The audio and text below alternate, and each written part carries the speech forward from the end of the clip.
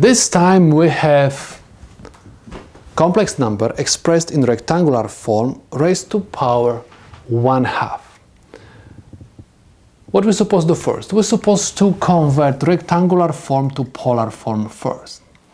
Okay, so this is equivalent to 65.64 and angle of negative 167.14, and of course everything is raised to power 1/2. Next, we're supposed to apply this theorem. The maximum value of k is equal p minus 1. P is the denominator of your fractional exponents. So if 2 minus 1 is equal 1. So this is the maximum value of k. It means we are going to have two values of k, 0 and 1. I have to stop at 1 because this is the maximum k which I can use. We just calculate it. Next, I'm supposed to simply apply this formula. So I have 65.64 to power 1/2 and angle of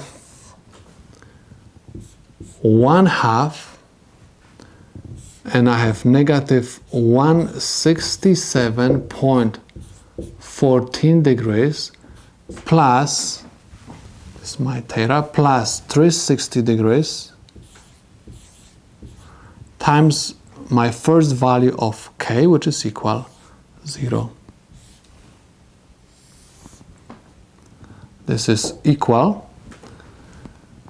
8.1 and angle of negative 83.57 degrees.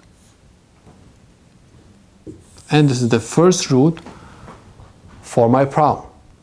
Next, I'm supposed to copy down the magnitude. I have 8.1 and I have angle